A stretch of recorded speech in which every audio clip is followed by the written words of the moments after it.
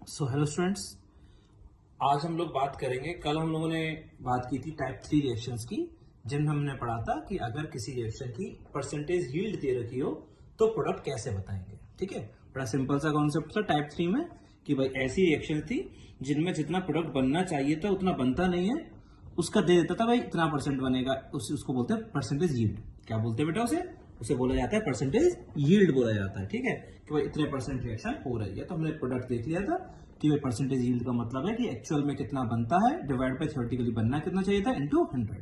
ठीक है, अगर मान लिया 30 मोल बनने चाहिए थे प्रोडक्ट के और यील्ड अगर 50% है तो सिर्फ रिएक्शन में प्रोडक्ट जो बनेगा वो 30 मोल नहीं बनेगा, वो 15 मोल ही बनेगा। ठीक है, ये सारी बातें हो गई कल के लेक्चर की। ठीक है, टाइप 3 रिएक्शंस की जिनमें यील्ड दी जाती है। ठीक है, हमने 30 का क्या कर दिया, 50% कर दिया। मैंने एक तरीका और भी बताया था, एक सवाल और भी कराया था जिसमें उल्टा रिलेट कर दिया था कि अगर प्रोडक्ट के मोल दे रखे हैं तो रिएक्टेंट के मोल कैसे निकालेंगे। तो उसमें 50/100 50% मतलब 50/100 ना करके 100/50 कर दिया वो, क्योंकि हम लोग वहां पर क्या कर रहे थे, वहां पर हम लोग प्रोडक्ट से रिएक्टेंट को रिलेट कर रहे थे। एक ऐसा सवाल भी मैंने कराया था। ठीक है, ओके, चलो फिर आज हम बात करते हैं टाइप 4 रिएक्शंस की, जिन्हें बोला जाता है सिक्वेंशियल रिएक्शंस।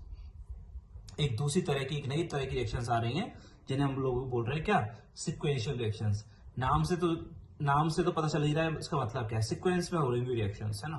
कोई नया कॉन्सेप्ट नहीं है, कोई ज्यादा बड़ी बात नहीं है इस वाले टाइप 4 में भी। बड़ा सिंपल सा टॉपिक है। सिक्वेंशियल रिएक्शंस का मतलब है कि भाई एक रिएक्शन में एक प्रोडक्ट बना, फिर वो प्रोडक्ट जो बना वो वापस से रिएक्ट करा, कुछ और बना, फिर जो बना फिर वो वापस से रिएक्ट करा, कुछ और बना, ऐसे चलता चलता लगा सिक्वेंस में रिएक्शंस होती जा रही हैं। इन रिएक्शंस को हम लोग क्या कहते हैं, सिक्वेंशियल रिएक्शंस कहते हैं। बात समझ में आ गई होगी क्या बोल रहा हूं मैं। ठीक है बेटा, ओके चलो। तो मैं क्या कर रहा हूं बेटा, एक रिएक्शन दे रहा हूं। 3a से बन रहा है 5b प्लस 4c। 3a से बन रहा है 5b प्लस 4c। एक एग्जांपल दे रहा हूं मैं सिक्वेंशियल रिएक्शंस का क्या होता है। तो ए से क्या बन गया बेटा, b और c बन गया, और जो c बना वो c से बन गया d और e। ठीक है, और जो e बना e से बन गया f और g। तो ठीक है बेटा, एक सीक्वेंस में रिएक्शंस तो हो रही हैं। ऐसी रिएक्शंस को हम लोग क्या बोलते हैं बेटा, सिक्वेंशियल रिएक्शंस बोलते हैं। ए से पहले b और c बना, और जो प्रोडक्ट बना वो वापस से रिएक्ट करा, उसने और प्रोडक्ट बना दिए, d और e बना दिया। ठीक है, वापस से जो प्रोडक्ट बना यानी e बना, वापस से रिएक्ट कर गया f और g बना दिया। तो इन्हीं टाइप की रिएक्शंस को हम लोग क्या बोलते हैं बेटा, सिक्वेंशियल रिएक्शंस बोलते हैं। इन्हीं रिएक्शंस को कहा जाता है सिक्वेंशियल रिएक्शंस। क्लियर है बेटा, ओके। अब आते हैं इनको डील कैसे करेंगे, इन पर बेस्ड क्वेश्चंस कैसे करेंगे वो देख लेते हैं हम लोग। ठीक, ओके। तो मैंने ए के मोल्स दे रखे 24 और तुम्हें मोल्स बताने एफ के और जी के कितने होंगे। Number we have to calculate the number of moles of F and G found. ठीक है, तो ऐसे सवाल आया करेंगे। ठीक है, तुम्हें ए के मोल्स दे रखे और इस एफ और जी के मोल्स बताने हैं। तो तुम्हें ना इस रिएक्शन से इस रिएक्शन तक पहुंचना है, इस वाली रिएक्शन से इस वाली रिएक्शन तक पहुंचना है। कॉन्सेप्ट बहुत आसान था, जो हम लोग करते हैं वही करेंगे। ठीक है, तो पहले ए के मोल से हम लोग किसके मोल से बता देंगे, क्या डायरेक्टली एफ के बता देंगे कि 3 मोल से 3 मोल बनता है तो 24 से 24 बन जाएगा, नहीं बता पाएंगे ना, क्योंकि बेटा ये तो अलग अलग रिएक्शंस हो गई। हम ए से किसके मोल्स बता सकते हैं, बी के भी बता सकते हैं और सी के भी बता सकते हैं, ये जरूर बता सकते हैं। लेकिन बी के बताने की जरूरत, बी के पूछे नहीं है बेटा मेरे से, तो हमारा काम किससे चल जाएगा, किसके मोल निकाल लूं मैं, सी के निकाल लूं। मेरा काम जो चल जाएगा वो सी के मोल से काम चल जाएगा, क्योंकि सी के से क्यों चलेगा, क्योंकि वही आगे आने वाली रिएक्शन में काम आएगा। तो मेरा सबसे पहला काम होगा ए के मोल्स की हेल्प से किसके मोल निकाल लेना, सी के मोल निकाल लेना। ठीक है, क्योंकि वही आगे चल के काम आएंगे। ठीक है, कोई तुमसे बी के मोल पूछता तो फिर तो निकालने पड़ते ही पड़ते, लेकिन मैं पूछ रहा हूं ए के दे रखे, एफ और जी के पूछ रहे हैं, तो पहली रिएक्शन से दूसरी रिएक्शन में पहुंचने के लिए किसके मोल की जरूरत पड़ेगी, सी के मोल की जरूरत पड़ेगी। तो निकाल लेते हैं, बड़ा आसान है। ये कितना है, कोफिशिएंट 3, इसका कोफिशिएंट कितना है 4, मतलब 3 मोल ए से 4 मोल सी बनता है, लिखा हुआ है यहां पर 3 मोल ए से 4 मोल सी बनता है। 3 मोल ए से 4 मोल सी, 3 मोल ए से 4 मोल सी, 3 मोल से 4 मोल बनता है, 3 मोल से 4 मोल बनता है। तो 24 मोल से कितना बनेगा, 3 से बनता है 4, तो 24 से कितना बनेगा, 4/3 इंटू 24 कितना जाएगा, 32 मोल्स आ जाएगा। कितना आ जाएगा, 32 मोल्स आ जाएगा। समझ गए, कोई दिक्कत, सिंपल है। 3 से बनता है 4, तो 24 से कितना बनेगा, 4/3 इंटू 24, तो कितने मोल्स आ गए सी के, 32 मोल्स आ गए। तो मैंने लिख दिए यहां पर सी के मोल्स आ गए 32, कोई दिक्कत तो है नहीं। ठीक है, अब यही किस में काम आए होंगे, अगली रिएक्शन में। तो सी के कितने मोल बने थे, 32, लिख दिए। अब देखो कोई बच्चे के, किसी बच्चे के दिमाग में ना ये भी आता है, जो गलती करते हैं कुछ बच्चे कि सर यहाँ तो 4 लिखा हुआ है कोफिशिएंट और यहाँ कोफिशिएंट 2 लगा हुआ है, तो तुमने 32 के 32 क्यों लिख दिए यहाँ पर? जब कोफिशिएंट आधा हुआ तो इसे भी तो आधा करो। नहीं, ये बहुत गलत बात है, ऐसा नहीं सोचना है, किसी को नहीं सोचना है। किसी के दिमाग में ये चीज आती है, अभी नहीं आ रही होगी, लेकिन जब वो सवाल करेगा और तो वो ये गलतियां कर देता है कि भाई यहाँ कोफिशिएंट 4 है, यहाँ कोफिशिएंट 2 है, तो यहाँ 32 लिखा है तो यहाँ 16 लिख दो, तो वो बिल्कुल गलत है। बेटा कोफिशिएंट तो बैलेंस करने में काम आता है, इनका कुछ लेना देना तो है ही नहीं। ये तो ये बताते कि अगर इतना लोगे तो इतना बनेगा, इतना बनाओगे तो इतना लेना पड़ेगा, इतने मोल्स लोगे तो इतना बनेगा, इतने मोल्स बनेगा, या इतने मोल्स बनेगा तो इतने मोल लेना पड़ेगा। ये तो सिर्फ ये बताता है। अब ये तो सिर्फ है क्या कि जो सी बना है वो कितने मोल बना है? 32। मतलब जो मेरे पास जिस कंटेनर के अंदर ये रिएक्शन हो रही है, जिस कंटेनर के अंदर ये रिएक्शन हो रही है उसमें सी कितना पड़ा होगा? 32 मोल, 32 मोल। ठीक है, और वो जो 32 मोल सी पड़ा होगा वो आने वाली रिएक्शन में पार्ट लेगा। वो पूरा का पूरा 32 मोल ही क्या हो जाएगा? आने वाली रिएक्शन में पार्ट ले लेगा। ठीक है, कोफिशिएंट से कोई लेना देना नहीं है कि भाई आधा कर दिया तुमने, क्योंकि जितना सी तुम बना रहे हो वही सी तुम आगे काम ले रहे हो। ठीक है, जितना सी तुम बना रहे हो उतना ही तुमने क्या ले लिया? आगे आने वाली रिएक्शन में काम ले लिया। तो कितने मोल ले लिए बेटा काम में? 32 मोल्स काम में ले लिए। ठीक है, आने वाली रिएक्शन में कितने मोल्स काम में ले लिए? 32 मोल्स काम में ले लिए। कोई दिक्कत है क्या किसी को? नहीं ना। 3 मोल से बनता है 4 मोल, तो 24 से बन गया 32, और जो सी बना 32 वो आने वाली रिएक्शन में काम आ गया। ठीक है, अब इस सी के मोल्स की हेल्प से हम लोग डी के मोल्स भी बता सकते हैं, ई के बता सकते हैं, लेकिन जरूरत किसकी है? डी की या ई की? ई की, क्योंकि ई ही काम आ रहा है रिएक्शन में। तो हम क्या निकाल लेते हैं? ई के मोल्स निकाल लेते हैं। किसके? ई के मोल्स निकाल लेते हैं, निकाल लेंगे। 2 मोल से कितना बनता है? कोफिशिएंट देखो, 2 मोल से बनता है 5 मोल, तो वही लिखा है मैंने, 2 मोल से बनता है 5 मोल। 2 मोल से बनता है 5 मोल, 2 मोल से बनता है 5 मोल। मोल कितने हैं इसके? 32।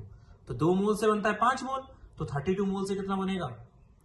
2 मोल से बनता है 5 मोल, तो 32 मोल से कितना बनेगा? 5/2 इंटू 32। 2 से बनता है 5, तो 32 से बनेगा 5/2 इंटू 32, यानी कितना आ गया बेटा? ये 80 मोल्स आ गया। कितने मोल्स आ गया? 80। मतलब जो ई बना वो 80 मोल्स बन गया। ई जो बनेगा इस रिएक्शन में क्या बन जाएगा बेटा? 80 मोल्स बन जाएगा। क्लियर है? ई जो बनेगा वो 80 मोल्स बनेगा।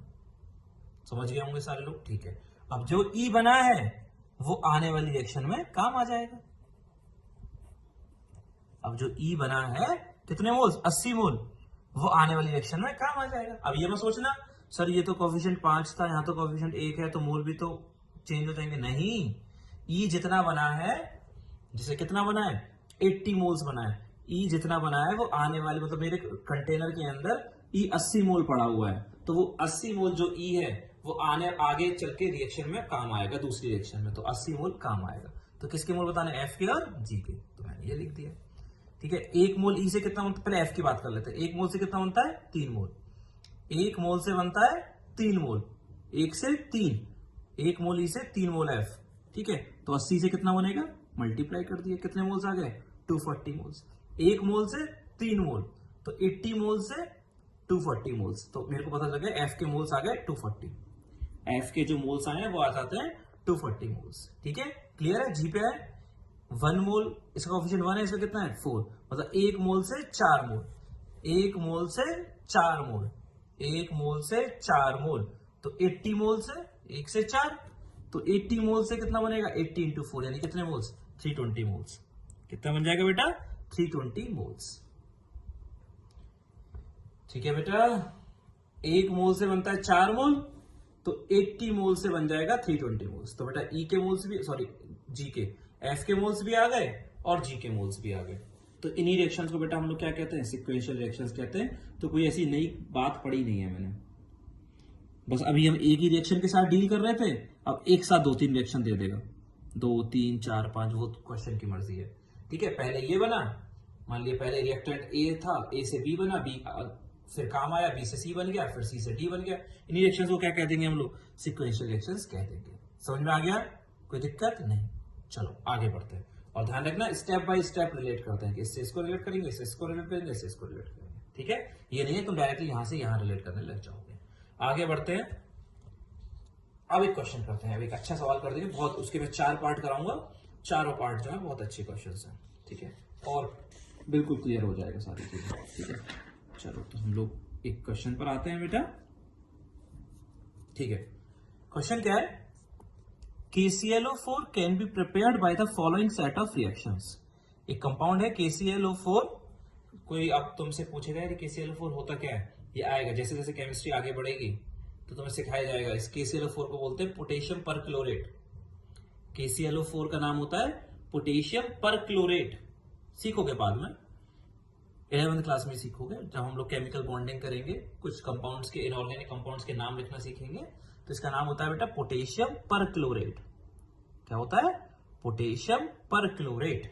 ठीक है, अभी ज्यादा ध्यान देना नहीं है। इसने बोला है KClO4 can be prepared by the following set of reactions, मतलब कुछ रिएक्शंस गिवन है, उन रिएक्शन से पोटेशियम परक्लोरेट बन जाता है। और रिएक्शंस क्या क्या है बेटा? Cl2 जो है वो KOH से रिएक्ट करता है, KCl बनाता है, KClO बनाता है, H2O बनाता है, KCl, KClO, H2O। ये तो तुम्हें पता ही है, पोटेशियम हाइड्रोक्साइड है, ये पोटेशियम क्लोराइड है। KClO, KClO क्या है? That is potassium hypochlorite. Potassium hypochlorite. ये क्या था? Potassium perchlorate. ये है पोटेशियम हाइपोक्लोराइट। ठीक है, ये नाम लिखना मैं चौथे चैप्टर में सिखाऊंगा। बहुत इंपॉर्टेंट चैप्टर है, केमिकल बॉन्डिंग, बॉन्ड बनाना सिखाते हैं उसमें हम लोग। ठीक है, बहुत बड़ा चैप्टर है। और पूरी इनऑर्गेनिक केमिस्ट्री का, अभी तो हम लोग फिजिकल केमिस्ट्री पढ़ रहे हैं, उस चैप्टर से स्टार्ट होगी अपनी इनऑर्गेनिक केमिस्ट्री। और इनऑर्गेनिक केमिस्ट्री पूरी जो 11th में 12th में काम आएगी, उसका बहुत ही इंपॉर्टेंट चैप्टर है। अगर वो नहीं आया तो पूरी इनऑर्गेनिक केमिस्ट्री नहीं आएगी। तो केमिकल बॉन्डिंग हम पढ़ेंगे बहुत अच्छे से, वहां पर हम नाम लिखना भी सीखेंगे। तो ये हो गया अपना पोटेशियम परक्लोरेट, ये हो गया अपना पोटेशियम हाइपोक्लोराइट। पोटेशियम हाइपोक्लोराइट, ठीक है, ये बना। और ये जो KClO बना, यानी पोटेशियम हाइपोक्लोराइट जो बना, उससे क्या बन गया? KCl बन गया और KClO3 बन गया। उससे KCl बन गया और क्या बन गया? KClO3 बन गया। इस KClO3 को बोलते हैं पोटेशियम क्लोरेट, इसको बोलते हैं पोटेशियम क्लोरेट। और KClO3 से क्या बन गया फिर? KCl, KClO4।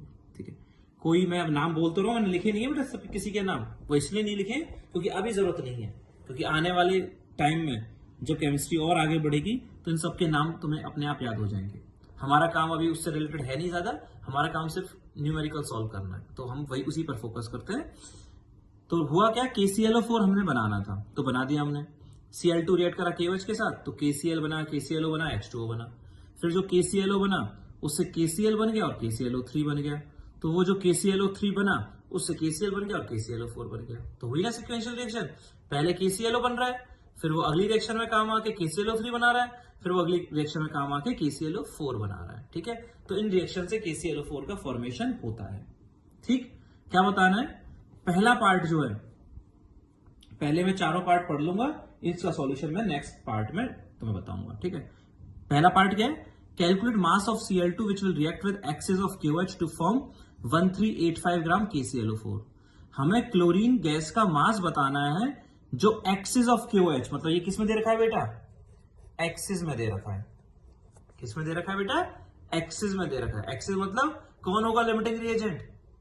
मैंने उस दिन कल भी बताया था ना, एक्सिस का मतलब क्या? ये बहुत ज्यादा है, ये बहुत ज्यादा है, मतलब रिएक्शन में ये खत्म नहीं होगा। खत्म कौन होगा? Cl2। Cl2 खत्म होगा तो यही लिमिटिंग रिएजेंट है। तो प्रोडक्ट जो रिलेट करेंगे वो इससे रिलेट करेंगे, इससे रिलेट करेंगे, इसी से करेंगे। क्यों? क्योंकि ये लिमिटिंग रिएजेंट है। प्रोडक्ट जो बनता है वो लिमिटिंग रिएजेंट के अकॉर्डिंग बनता है, तो इसके अकॉर्डिंग रिलेट कर सकते हैं। ठीक है, तो कितना KClO4 बन गया? 1385 ग्राम क्या बन गया? KClO4 बन गया। 1385 ग्राम KClO4 बनता है। ठीक है, तो इसका मास दे रखा है बेटा, किसका? KClO4 का। KClO4 का मास गिवन है और किसका मास बताना है बेटा हमें? इसका मास बताना है। ठीक है, दूसरे पार्ट में क्या है? तीनों रिएक्शंस की यील्ड दे रखी है।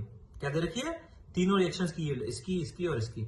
तो बताना है कितना Cl2 लेना पड़ेगा। पहले पार्ट में भी पूछा था Cl2 कितना लेना पड़ेगा, लेकिन दूसरे पार्ट में Cl2 कितना लेना पड़ेगा अगर यील्ड दे रखी हो सबकी, तो वो बताना है। ठीक है, और तीसरे पार्ट में KCl कितना बनेगा? KCl बन रहा है ना, इसमें भी बन रहा है, इसमें भी बन रहा है, इसमें भी बन रहा है, तो उसका मास निकालना है। चौथा पार्ट में KClO4 कितना बनेगा अगर 142 ग्राम Cl2 ले लोगे, मतलब इसका मास दे रखा है और इसका मास पूछा है। ये चार पार्ट है बेटा क्वेश्चन के, ये हमें करने हैं। ठीक है, एक एक पार्ट करके हम लोग करते जाएंगे बेटा इसको, इस क्वेश्चन को। ठीक है, सबसे पहला काम होता है बेटा रिएक्शंस को क्या करना? बैलेंस करना। सबसे पहले क्या करते हैं रिएक्शंस को? बैलेंस। तो मैं अब सॉल्यूशन कर रहा हूं इसका। तो सबसे पहले रिएक्शंस को क्या करना पड़ेगा बेटा, बैलेंस करना पड़ेगा। ठीक है, तो बैलेंस कर लेते हैं। Cl2 प्लस KOH से बन रहा है KCl plus KClO plus H2। ठीक है, पोटेशियम कितने बेटा, 2 है, तो 2 लगा दूं यहाँ पर। क्लोरीन कितने यहाँ पर, 2 है। ठीक है, 2 लगा देता हूँ। ठीक है, हो गया ना बैलेंस। पोटेशियम 2 2, क्लोरीन 2 2, ऑक्सीजन 2, 1 और 1 2 और हाइड्रोजन 2। ठीक है, बैलेंस हो गई पहली रिएक्शन। दूसरी रिएक्शन क्या है, KClO से बन रहा है बेटा, KClO से बन रहा था दूसरी रिएक्शन में KCl प्लस KClO3।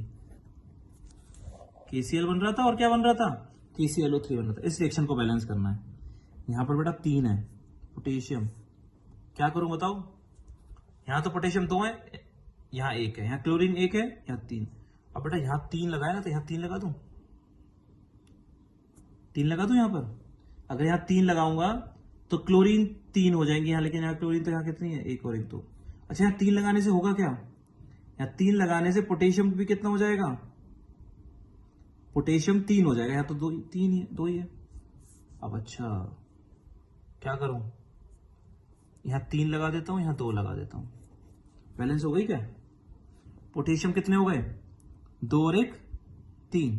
पोटेशियम कितने हो गए, 2 और 1 3। क्लोरीन 3 यहां पर, तो यहां 2 और 1 3, ऑक्सीजन 3 है 3, तो ये भी बैलेंस हो गई। ठीक है, अगली रिएक्शन क्या थी बेटा, KClO3 से क्या बन रहा था, KCl प्लस KClO4। क्या बन रहा था बेटा, KClO3 से बन रहा था KCl प्लस KClO4। ये अगली रिएक्शन थी, KClO3 gives KCl plus KClO4। ठीक है ना बेटा। अब इसको भी बैलेंस करें तो बेटा, अब 3 और 4 ऐसा करते हैं, 3 लगा दूं या 4 लगा दूं, यहां 3 यहां 4। ऑक्सीजन कितने हो गए, 12, 3 इंटू 4, ऑक्सीजन कितने हो गए, 4 इंटू 3 12। ठीक है, पोटेशियम यहाँ 4 है, 1 और 3 4 हो गए। ठीक है, क्लोरीन यहाँ पर 4 है, यहाँ 1 और 3 4। ठीक है, सब बैलेंस हो गया। तो सबसे पहला काम क्या किया बेटा, मैंने रिएक्शंस को बैलेंस कर दिया। ठीक है, सबसे पहले रिएक्शंस को बैलेंस कर दिया। अब मैं फर्स्ट पार्ट जो कर रहा हूं, जो ए पार्ट है, ये जो ए पार्ट है ये, ठीक है, इस ए पार्ट में किसका मास दे रखा है बेटा, इसमें KClO4 का, कितने ग्राम, 1385 ग्राम।